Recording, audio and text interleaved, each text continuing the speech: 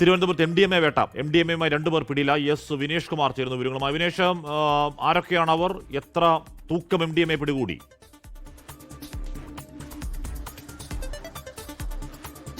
Hashmi, anti narcotic വിഭാഗത്തിന് ലഭിച്ച രഹസ്യ വിവരത്തിന്റെ അടിസ്ഥാനത്തിലാണ് ഇത്തരത്തിൽ പരിശോധന നടത്തിയത്. ഇപ്പോഴുള്ളത് പേട്ടയിൽ നിന്നുള്ള ദൃശ്യങ്ങളാണ്. പേട്ട റെയിൽവേ സ്റ്റേഷന് സമീപമാണ്. 2 പേർ ബൈക്കിൽ പോകുന്ന MDMA അവരുടെ കയ്യിലുണ്ടെന്നൊരു വിവരം ലഭിച്ചതിന്റെ അടിസ്ഥാനത്തിലാണ് നാർക്കോട്ടിക് എക്സൈസ് വിഭാഗം ഇവരെ പരിശോധന നടത്തുന്നത്. പരിശോധന നടത്തിയതിൽ നിന്നാണ് ഇപ്പോൾ MDMA പിടികൂടിയിട്ടുള്ളത്. 150 ഗ്രാമോളം MDMA ഇവരിൽ നിന്ന് കണ്ടെത്താൻ കഴിഞ്ഞു എന്നാണ് ഇപ്പോൾ അറിയാൻ കഴിഞ്ഞു. ഇതിന്റെ പരിശോധന ഇപ്പോൾ നടക്കുന്നത് നമുക്ക് ദൃശ്യങ്ങളിൽ കാണാൻ കഴിയും. 2 പ്രതികളാണുള്ള ആനേറ സ്വദേശികളായ നന്ദു കൃഷ്ണയും 2 പ്രതികളാണ് ഇപ്പോൾ ഇവരുടെ പിടിയിലായിട്ടുള്ളത്. എന്തായാലും പേട്ട CI ഉൾപ്പെടെ സ്ഥലത്തെത്തി പരിശോധന നടത്തിക്കൊണ്ടിരിക്കുകയാണ്. എത്ര ഗ്രാം ഉണ്ടെന്ന് കൃത്യമായി നിശ്ചയിക്കാൻ കഴിഞ്ഞിട്ടില്ല. എങ്കിൽ പോലും ഒരു 150 ഗ്രാം കണക്കാക്കാൻ കഴിയും എന്ന് തന്നെയാണ് അധികൃതർ വ്യക്തമാക്കുന്നത്.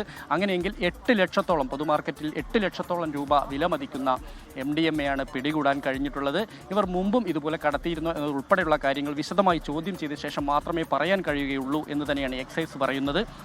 എന്തായാലും അതേക്കുറിച്ച് വിശദമായ ഒരു അന്വേഷണം നടത്തേണ്ടിയിരിക്കുന്നു എന്നും പറയുന്നുണ്ട്. അതുപോലെ തന്നെ മറ്റെവിടെയെങ്കിലും ഇത് ഇനിയും MDMA മറ്റേതെങ്കിലും രീതിയിലുള്ള രാസലഹരി വസ്തുക്കൾ സൂക്ഷിച്ചിട്ടുണ്ടോ എന്നത് ഉൾപ്പെടെയുള്ള കാര്യവും അന്വേഷിക്കുന്നുണ്ട്. അതിൻ്റെ ആ തരത്തിലുള്ള പരിശോധനയും നടക്കുന്നുണ്ട്.